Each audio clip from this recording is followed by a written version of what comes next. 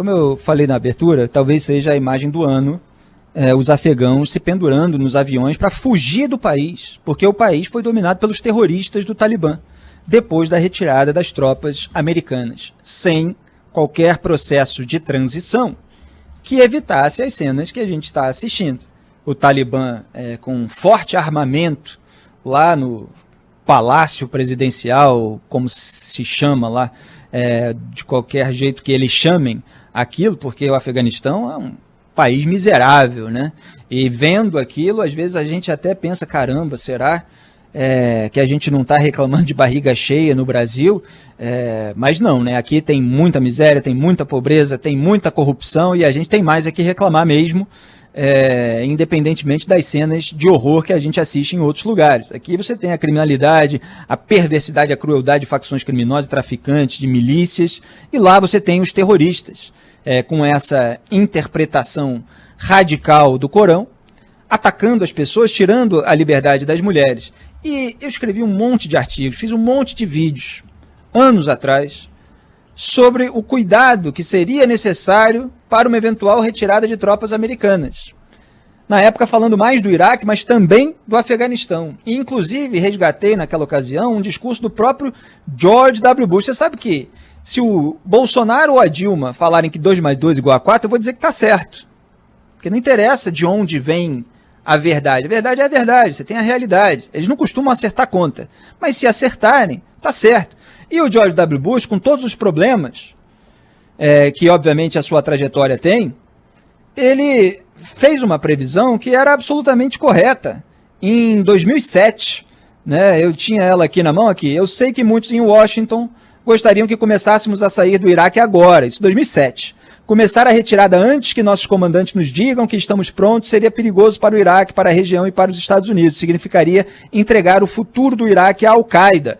Isso significaria que estaríamos aumentando o risco de assassinatos em massa em uma escala horrível. E continuava por aí, eu vou parar por aqui, porque isso aconteceu quando o Obama retirou as tropas também. Houve o avanço do Estado Islâmico também por causa da retirada das tropas americanas, se favorecendo daquele novo cenário.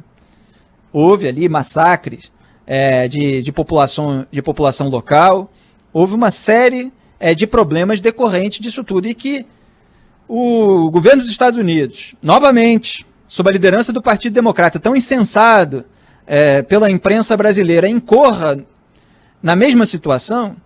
E olha, é preciso ponderar um monte de coisas, assim, o tempo é curto para tantos elementos. Mas o Biden provavelmente vai vir agora ao vivo e vai dizer que essa decisão já tinha sido tomada pelo Donald Trump. E eu faço todas as ressalvas da mesma maneira, porque para mim não interessa se é o Trump fazendo algo que resulte nessas consequências ou o Biden. O que interessa são os meus princípios, meus valores, aquilo que eu acho que deve acontecer. Eu acho perfeitamente legítimo que um país, um povo, queira parar de financiar uma ocupação em outro lugar.